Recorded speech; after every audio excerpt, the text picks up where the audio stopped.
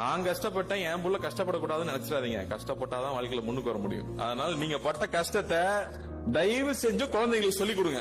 அவன் கஷ்டமே படக்கூடாதுன்னு சொல்லி ஐபோன் வாங்கி கொடுக்கறது, அவன் கஷ்டமே படக்கூடாதுன்னு சொல்லி அவனுக்கு தேவையானதெல்லாம் வாங்கி கொடுத்து கெடுத்துறாதீங்க. நீங்க என்ன கஷ்டப்பட்டீங்கன்னு தயவு செஞ்சு சொல்லுங்க. எங்க அப்பா எங்க கிட்ட ஒவ்வொரு நாளும் சொல்லியிருப்பாரு, அநேகமா விஸ்வநாதன் சாரும் சொல்லியிருப்பாரு, டே நான் 7 கிலோமீட்டர் நடந்து போய் படிச்சேன். அப்பா இந்த கதை எத்தனை தடவைப்பா சொல்லியிருப்பேன் இவங்களும் நினைச்சிருப்பாங்க. ஆனா அந்த கதை அன்னைக்கு போர் அடிக்கும். ஆனா வளர்ந்து வந்ததுக்கு அப்புறமா நிறைய உணர்வும்.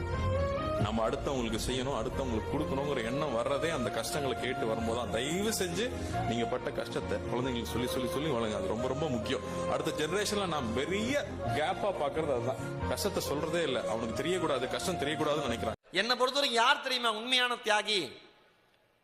தன்னுடைய குடும்பத்திற்காக, தன்னுடைய குழந்தைகளுக்காக, தன்னுடைய குழந்தைகளுடைய எதிர்காலத்திற்காக தன்னுடைய தன்மானத்தை அடகு வைத்து விட்டு ஒரு இடத்தில் வேலை செய்து அதற்கான வருமானத்தை வைத்து ஒரு குடும்பத்தை காப்பாற்றாம பாருங்க ஒரு ஆம்பளை, அவன் தான் தியாகி.